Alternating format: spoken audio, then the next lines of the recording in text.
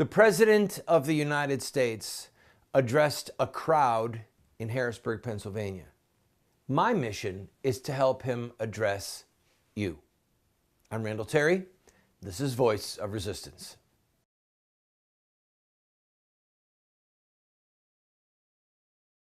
Welcome, friend. President Trump addressed the nation, or at least he addressed a part of the nation on Saturday, which marked the first 100 days of his presidency. And then, of course, the media, the talking heads, the so-called experts, the blathering, pontificating, smarter-than-thou people began to flap their jaws. And I've had it with them.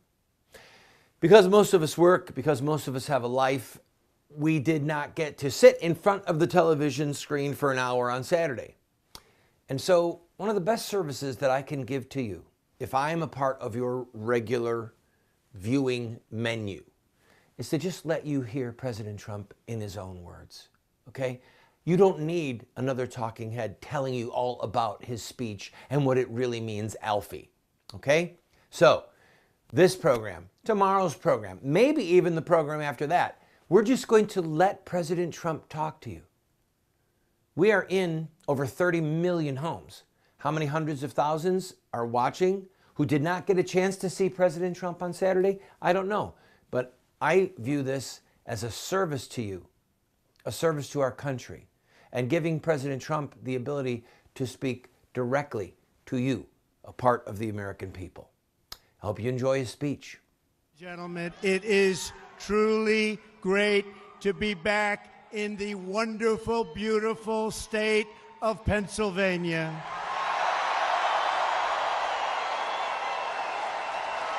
I love this state, and I love the people of this state. It's special, and it carried us to a big, beautiful victory on November 8th.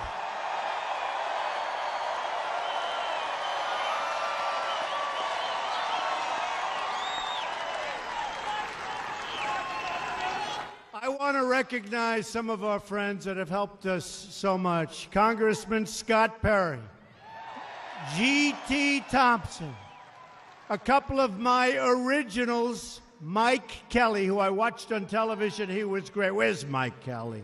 Where is Mike Kelly? He's here someplace. Where is he? Boy, were you great on television this morning. And, of course, one of our other originals, Congressman Tom Marino, right? Thank you. Thank you, Mike. Thank you, Tom. As you may know, there's another big gathering taking place tonight in Washington, D.C. Did you hear about it?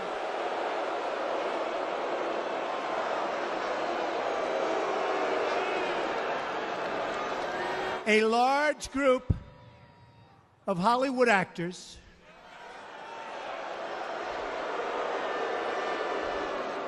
and Washington media are consoling each other in a hotel ballroom in our nation's capital right now.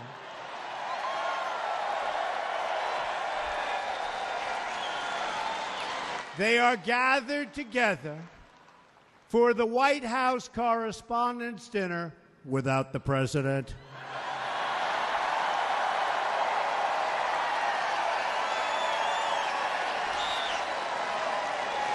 And I could not possibly be more thrilled than to be more than 100 miles away from Washington Swamp,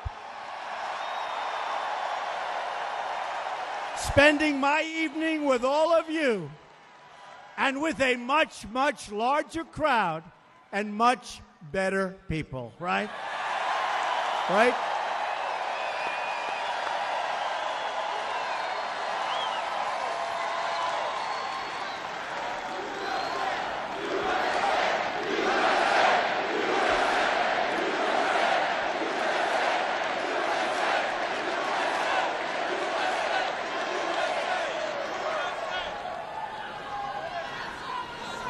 And look at the media back there. They would actually rather be here, I have to tell you.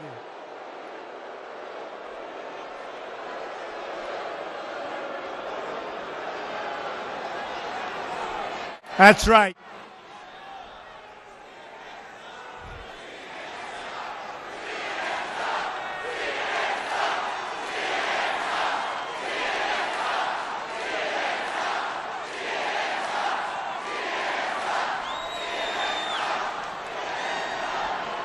Media outlets like CNN and MSNBC are fake news.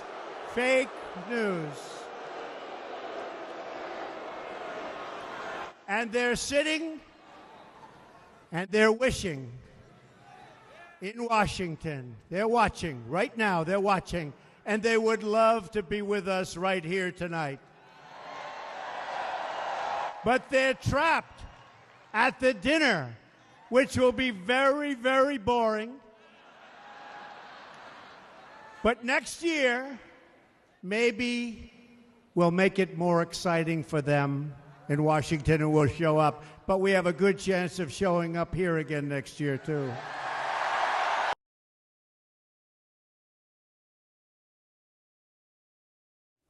Have Muslim terrorists hijacked the peaceful religion of Islam? Or is there more to the story? The answer lies in the life of one man, Muhammad, the founder of Islam. Muslim terrorists see themselves inside a 1,400-year-old story, a narrative that focuses on specific events in the life of Muhammad. We are going to look at Muhammad's life using their most sacred literature.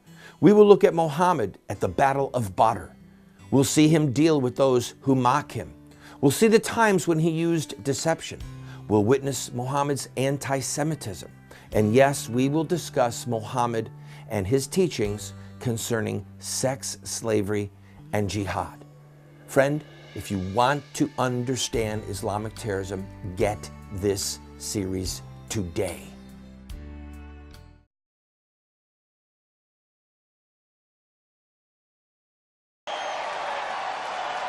The truth is, there is no place I'd rather be than right here in Pennsylvania to celebrate our 100-day milestone, to reflect on an incredible journey together and to get ready for the great, great battles to come, and that we will win in every case, okay? We will win. Because make no mistake, we are just beginning in our fight to make America great again.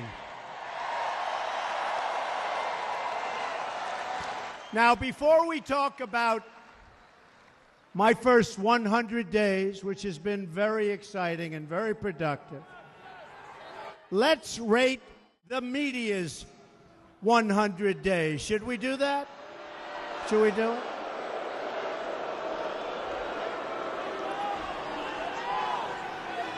Because, as you know, they are a disgrace. According to a Morning Consult poll, more than half of Americans say the media is out of touch with everyday Americans, and they've proven that. According to Media Research Center, 89% of the media's coverage of our administration has been negative and purposely negative. And perhaps that's because, according to the Center for Public Integrity, 96% of journalists who made donations in the last election gave them to our opponent. Does anybody remember who our opponent was? Huh?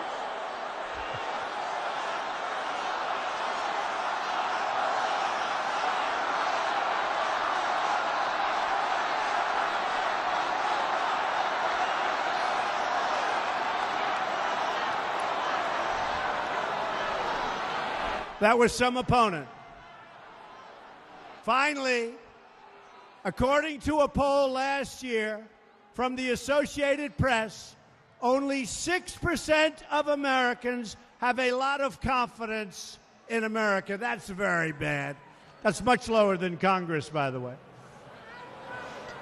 But I'll give you an example of something really incredible. That's right. Get him out of here. Get him out.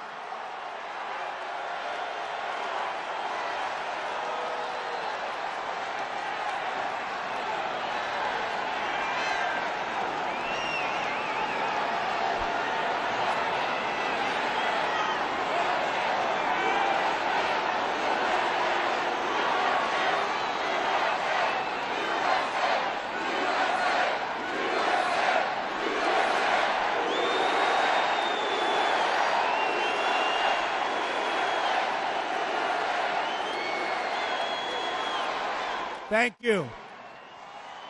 Thank you. Thank you.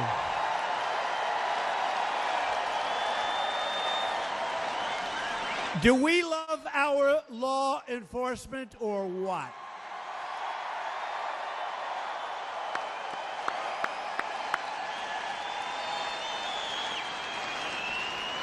And I want to thank the fire marshals. They have a lot of people standing outside. We really maxed out. We broke the all-time record for this arena. How old is this arena? This is not a... We broke the all-time record. And I don't have a guitar, which is pretty tough. Huh? So just as an example of media, take the totally failing New York Times. Pretty soon they'll only be on the internet. The paper's getting smaller and smaller. You ever notice? Starting to look like a comic book. It's getting small.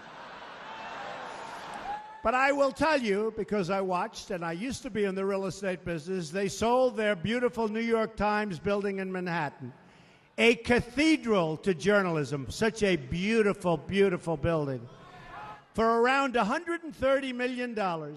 And a group that bought it later sold it for approximately $500 million.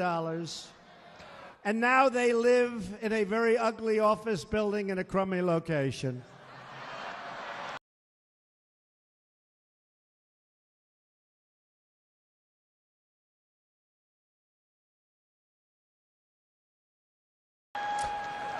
Next, they buy the Boston Globe newspaper with losses for $1.3 billion, invest millions and millions and millions of dollars to get it going, and in the end, they sell it for zero. They give it away.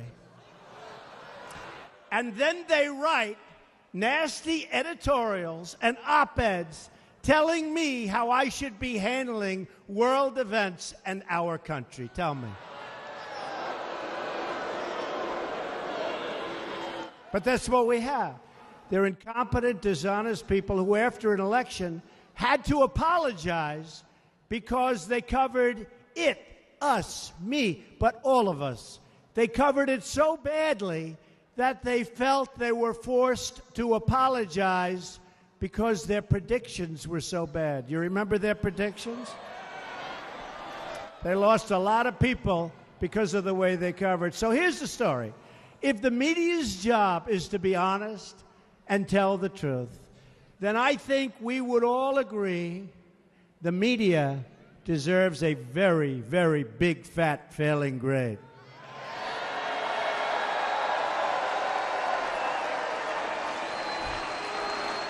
Very dishonest people, and not all of them. You know, we call it the fake news. Not all of them. Do you notice now everybody's using the word fake news? Where did you hear it first, folks? By contrast, for the last 100 days, my administration has been delivering every single day for the great citizens of our country. Whether it's putting our coal miners back to work, protecting America's steel and aluminum workers, we love that steel and aluminum, or eliminating job-killing regulations, we are keeping one promise after another, and frankly, the people are really happy about it. They see what's happening.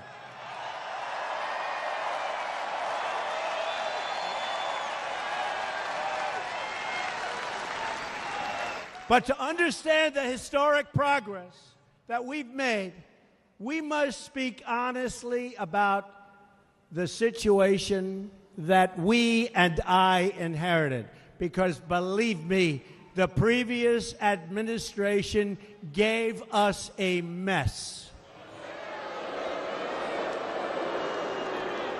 For decades, our country has lived through the greatest jobs theft in the history of the world. You people know it better than anybody in Pennsylvania. Our factories were shuttered, our steel mills closed down, and our jobs were stolen away and shipped far away to other countries, some of which you've never even heard of. Politicians sent troops to protect the borders of foreign nations, but left America's borders wide open for all to violate. We've spent billions and billions of dollars on one global project after another, and yet, as gangs flooded into our country, we couldn't even provide safety for our own people. Our government rushed to join international agreements where the United States pays the costs and bears the burdens, while other countries get the benefit and pay nothing. This includes deals like the one-sided Paris Climate Accord, where the United States pays billions of dollars while China, Russia, and India have contributed and will contribute nothing. Does that remind you of the Iran deal? How about that beauty, right? On top of all of that, it's estimated that full compliance with the agreement could ultimately shrink America's GDP by $2.5 trillion over a 10-year period. That means factories and plants closing all over our country. Here we go again. Not with me, folks.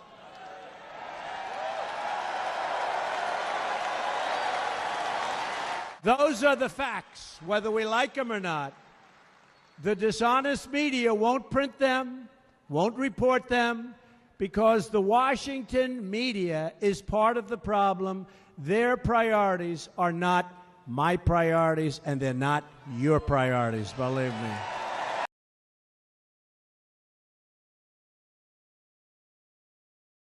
What Would Mohammed Do? Islamic Terrorism Explained is the best movie series documentary ever produced on the life of Muhammad and Islam. How do I know? Because it's what critics are saying. John Moore, radio host and author, said, "I learned more from What Would Mohammed Do about Islam and Islamic terrorism than I've learned from everything I ever read and watched in my entire life."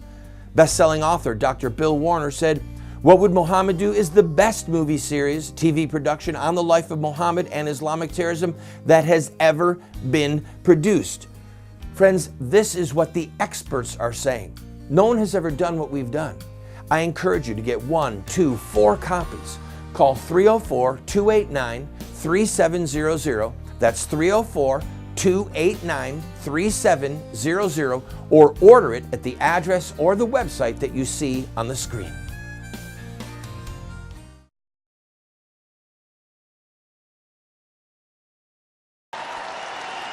Their agenda is not your agenda. And I'll be making a big decision on the Paris Accord over the next 2 weeks. And we will see what happens. But they're all part of a broken system that has profited from this global theft and plunder of American wealth at the expense of the American worker. We are not going to let other countries take advantage of us anymore, because from now on, it's going to be America first.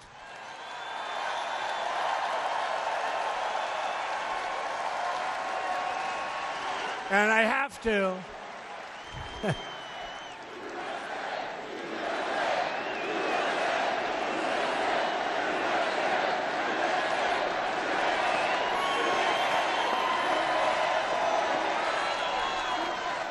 And I have to just interject, because as you know, I've been a big critic of China. And I've been talking about currency manipulation for a long time. But I have to tell you that during the election, number one, they stopped. But more importantly, just to show you the dishonesty. So we have currency manipulation by China. But China is helping us, possibly or probably, with the North Korean situation. Okay? Which is a great thing. Great thing. And I met with the president of China at great length in Florida, and we had long, long talks. Hours and hours and hours. He's a good man. Now he's representing China. He's not representing us, but he's a good man. And I believe he wants to get that situation taken care of. They have tremendous power, and we'll see what happens. But the media said Donald Trump refuses to name China a currency manipulator. Now think of this, right? Now we have to have a little flexibility. So I meet with the president of China, and I say, could you help us out with North Korea? You know, you give them 93% of their different materials that they need and their food, and you have a lot of power. We have a great relationship. And then the media said, why didn't he call Donald Trump? And why didn't Donald Trump at a meeting say you're a currency manipulator? So here's the story. Listen, Mr. President, will you help us out with North Korea? But by the way, you're manipulating your currency. It doesn't work, right? So instead of, you understand. So instead of saying that, let's see what happens. I honestly believe that he's trying very hard. Not an easy situation for China, believe me. Not an easy situation. But we have somebody there who's causing a lot of trouble for the world. We have China who is really trying to help us. You've seen they've sent back vast amounts of coal coming out of North Korea. So let's see what happens. And I think it's not exactly the right time to call China a currency manipulator right now. Do we agree with that?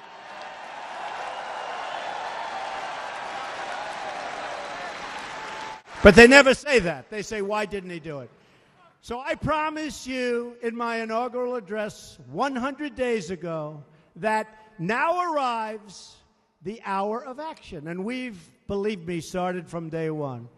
And that is what we've delivered. 100 days of action. In fact, those people and others are exhausted. They've never seen anything like that. They've never seen anything like this. We are ending the offshoring and bringing back our beautiful, wonderful, great American jobs. We are eradicating the criminal gangs and cartels that have infiltrated our country. You're reading about them all the time. Some of you have big problems with them. Thank you for that sign. Blacks for Trump. I love that guy. Blacks for Trump. Thank you. Thank you. Thank you, man. That's great. That's really cool. I appreciate it. Friend, truth is its own best friend. Truth has within it the seeds of its own victory. Lies have within them the seeds of their own destruction. That's why I wanted to give you an opportunity to hear from President Trump, because he's bringing you truths that he has had to deal with that the secular press, the main fake news, is hiding from you, because they are ideologically his and your enemies. All right, I'm out of time. By the way, we are making a documentary on the life of Norman McCorvey, the Roe of Roe versus Wade. It's going to be very moving, very inspirational. I ask you to go to gofundme.com/Finding Miss Norma. If you want to read what it is that we're doing, maybe make a contribution, find out how you can get your name in the credits, go to gofundme.com/Finding Miss Norma. We'll see you tomorrow. We're going to play more of President Trump's speech then. God bless you.